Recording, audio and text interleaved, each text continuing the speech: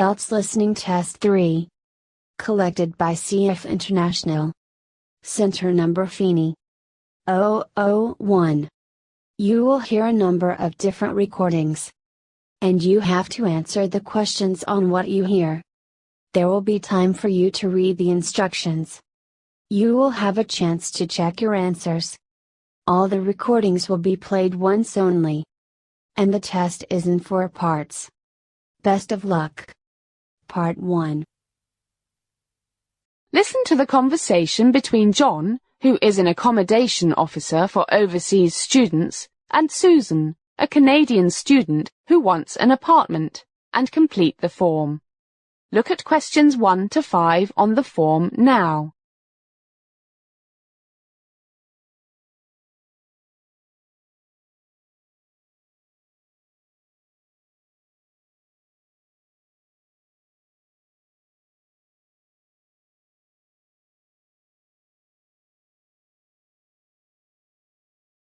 You should answer the questions as you listen, because you will not hear the recording a second time.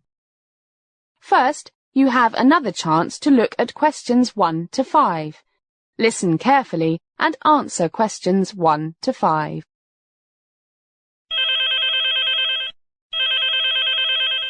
Hi, Students' Housing Office. I'm John. Can I help you? Hi, I hope so. I need an apartment. The sooner the better. My friends suggested I try you guys.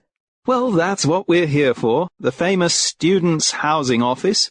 By the way, we call apartments flats here. Anyway, let's get started. First, I'll take down a few particulars to put in our database. Hopefully, we'll help you find some digs before term starts. Some what? Some digs. That's British slang for rented accommodation. Oh dear, flats, digs? And I'm an English major. No problem. But back to business. Okay, family name. Cartier. Cartier. Sounds French. Yeah, my ancestors were French. Wow. Do you speak French? I was born and raised in Montreal, so I'm bilingual. That's great. And your given names? Susan Marie. That's M-A-R-I-E. Got it. Nationality? Canadian, I guess. Right. And your student number? CA 04628. Okay. Got a contact number? It's 65349087. I'm staying with friends until I find a place of my own. 65349187? No, 9087. Got it. What about a mobile phone? I'll get one later today and tell you the number. Okay, 653. That's way over the other side of town, right? Yes, near the railway station. Far too far if I have classes every day. So you want somewhere closer? Up to half an hour by bike, and with a bus service if the weather is too bad. Yeah, I cycle here too.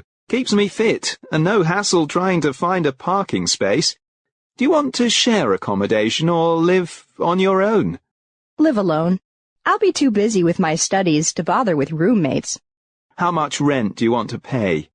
Around £500 a month. Look at questions 6 to 10.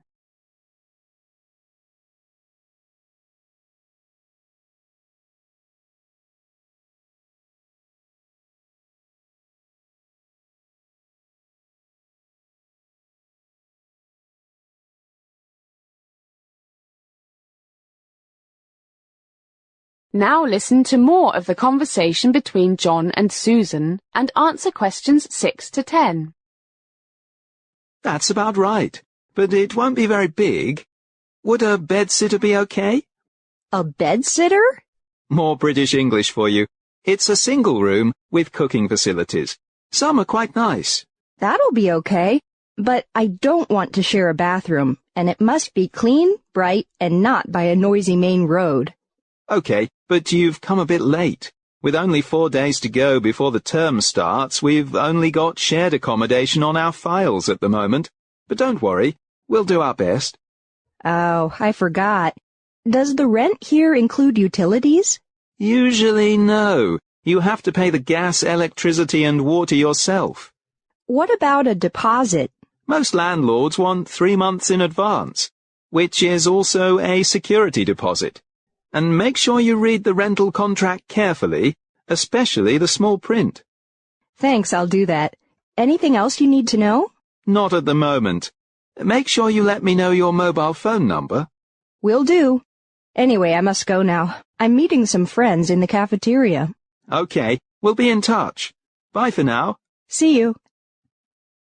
That is the end of part 1. You now have half a minute to check your answers.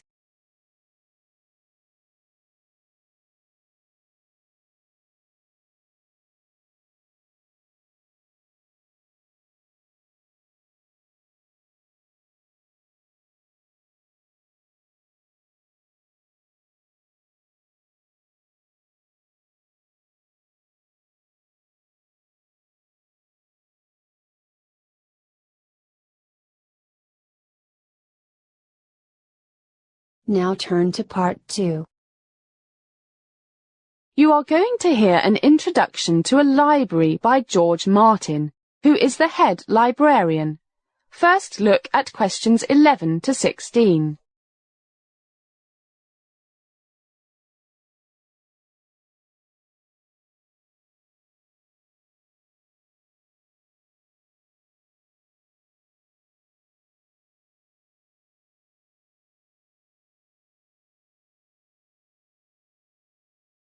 As you listen to the first part of the talk, answer questions 11 to 16. Good morning, and welcome to the main library of the University of British Columbia. My name is George Martin, and I'm the head librarian, and happy to give you a brief introduction to our library. I guess I'm qualified. I've been working here since 1961, back in the days when the only electrical or electronic stuff here was the lights.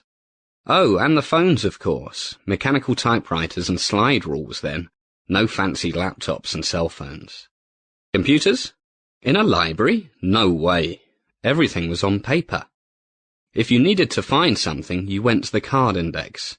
And if that didn't help, you asked one of the staff. And if that didn't work, you told your professor that you couldn't write the essay because the library didn't have the book you needed. My, you students have it so easy nowadays. We've got about 15 computer terminals on each of our 4 floors. If you know the title or the author, then you can find out if we've got it in seconds, and, if we do, where it is. If we haven't got it, then you can find out if the public libraries and other university libraries in Vancouver and Barnaby have it. Now you know that library books are arranged according to the numbers on the back of each book. Does anyone know the name of this numbering system? Right, the Dewey Decimal Classification System, which was invented by Melville Dewey, an American librarian, not John Dewey, the philosopher. Now look at questions 17 to 20.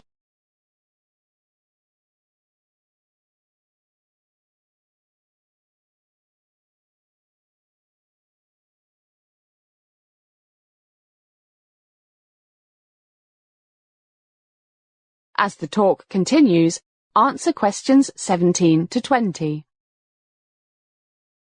In Melville's day, book classification systems were in a real mess, so he decided to do something about it, and around 1876 came up with the system we still use today. Look up there, and you can see a list of basic categories. 000, generalities, which includes all sorts of things. Encyclopedias, news media, etc., etc. Then 100, philosophy and psychology. 200, religion. 300, social sciences. And so on up to 900, geography and history. With over 4 million books, actually nearer to 5 million now in our library, we have a lot to thank Melville for. Now, if you look up to your right, you can see the layout of the library. It's very logical. We start down here on the first floor, or the ground floor for our British cousins, with 3 zeros, generalities, and so on up to the 4th floor with all the 800s and 900s. By the way, you won't find books on medicine and dentistry here. They're all over in the medical library, just to the east of the medical school. Now, if you look at the plan of the second floor, you can see we have a CD and DVD library. The music collection covers just about everything that we call serious, from Bach and Beethoven, folk music, blues, early rock and roll, jazz, and more.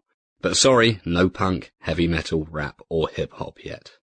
For Oriental music, like Peking opera, you'll have to go to the Asian Studies Centre, or Chinatown. A word about taking books out. The usual lending period is 2 weeks, but a few books in great demand can only be taken out for 2 days. And I suggest you try to return books on time. The fine is $1 a day for the first week, and $1 a day thereafter. That's a lot of beer money. One last thing. Your fancy new smart student card is also your library card, and you can also use it to pay at the student cafeteria. So don't lose it, or you'll starve to death without any library books. Okay, I guess that's enough here. Let's move up to the second floor. That is the end of part 2. You now have half a minute to check your answers.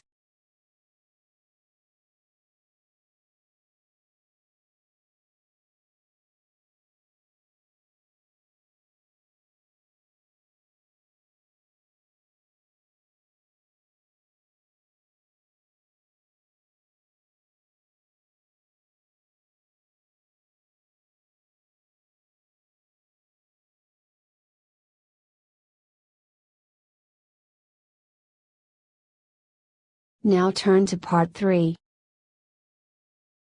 You are going to hear a conversation between Jack and Mary, who are 2 college students. They are talking about the courses they should take. First, listen to the first part of the conversation and answer questions 21 to 26. You now have some time to read questions 21 to 26.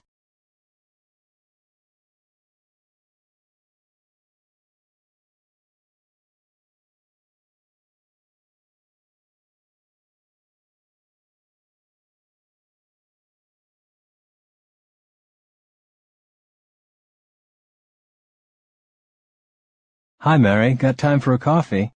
I'd love to discuss what courses I should take. I'm so confused. So am I. But maybe we can work something out together, Jack. We should really talk about this with our academic supervisor. But she's away until Thursday, which might make it a bit late to register for some of the more popular courses. That's my worry. It's lucky we're doing the same major, so some of the courses will be the same and we can cycle in together.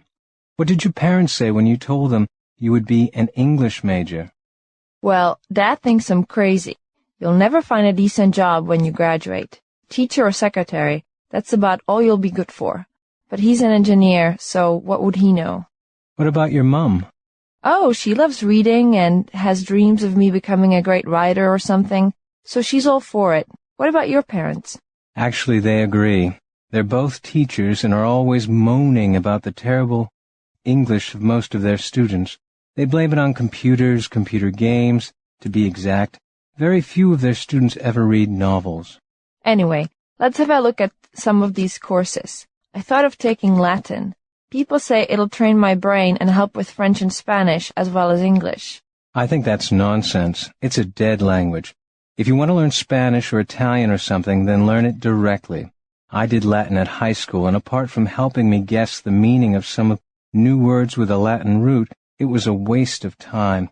Leave Latin to archaeologists and theologians. Guess you're right. Okay, no Latin. Actually, I'm playing with the idea of doing journalism later. Foreign languages are always useful for a journalist. Maybe I'll take oral French. As the conversation continues, answer questions 27 to 30. You now have some time to read questions 27 to 30.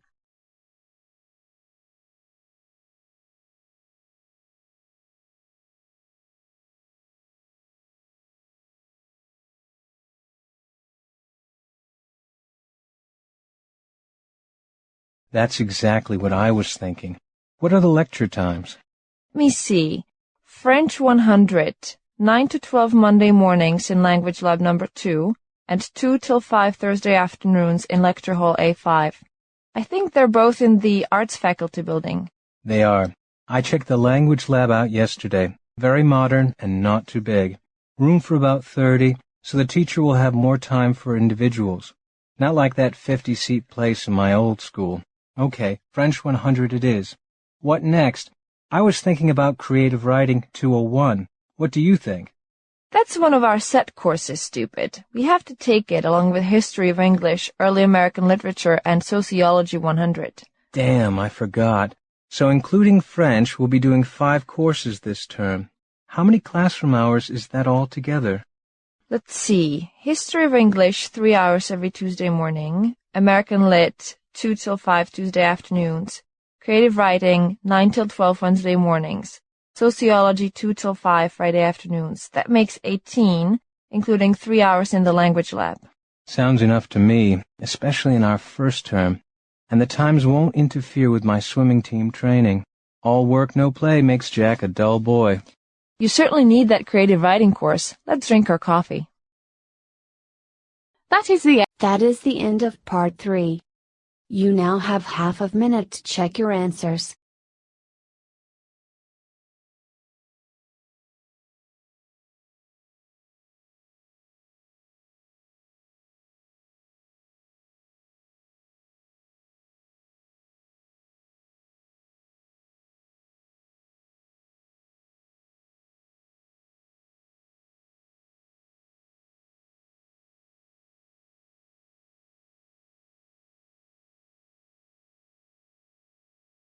Now turn to part 4. You are going to hear a lecture about environment and development by Professor John Robertson. You now have some time to read questions 31 to 40.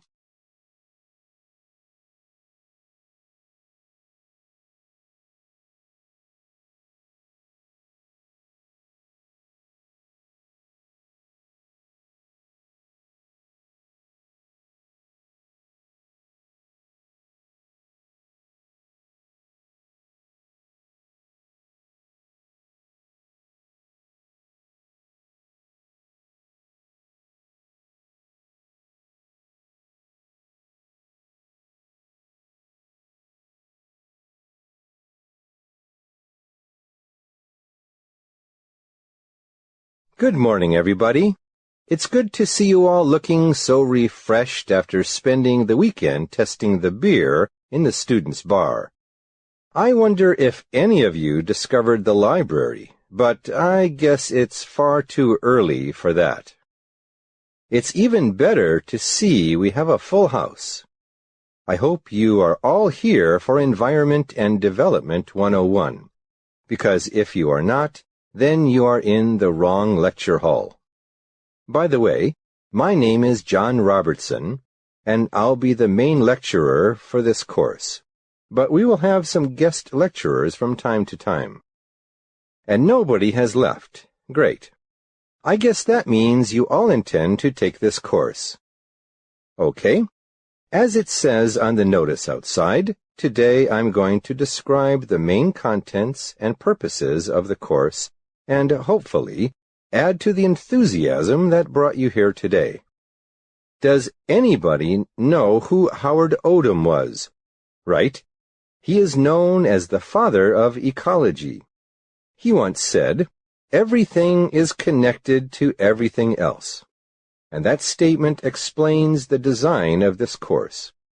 As human knowledge expands, most courses, even first-year courses, get more and more specialized. You learn more and more about less and less. This course is quite different. In the 72 hours of this course, don't forget you get 2 credits for it instead of the usual 1. We will try to achieve 3 main objectives. Namely, we will try to get an understanding of what is happening to planet Earth, why it is happening, and hopefully to find some answers to the many problems that we'll be talking about. The first few lectures will be an overview of the more serious current trends that are of such great concern to, not just greenies, meaning environmentalists like myself, and organizations like Greenpeace and Friends of the Earth, but also to more and more ordinary people and even a few politicians and corporate leaders.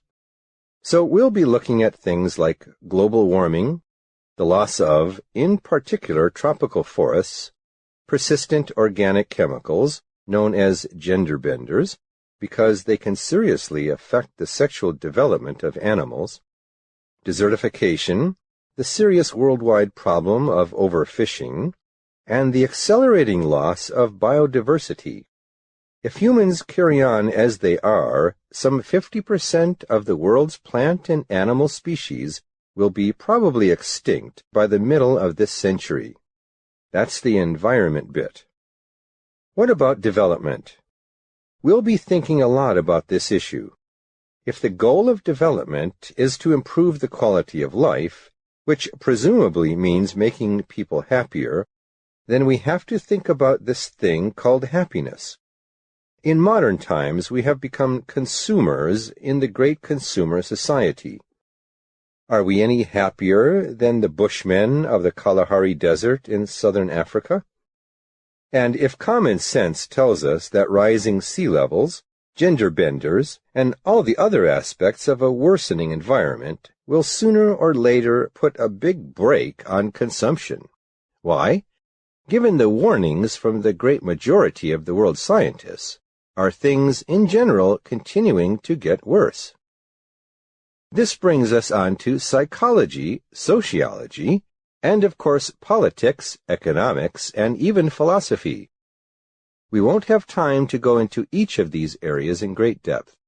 For our immediate purposes, this is not necessary, because the basic goal is to help us develop a model, a dynamic model, that integrates the main forces leading to environmental degradation and those opposing forces that promote environmental stewardship. This is a tall order for us to do as individuals, so we'll be dividing into teams, and each team will focus on one or two particular aspects, at the same time integrating the main findings and arguments of the other teams into their work. Well, we have a lot of great work to do, which means it's coffee time. Back in 15 minutes.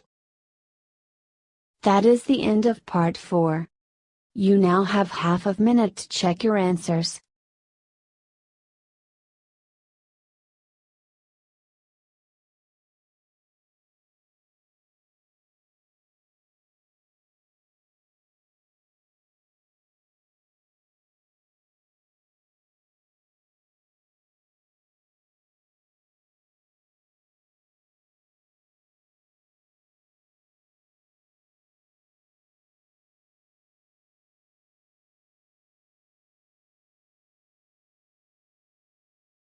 You have 10 minutes to transfer your answer.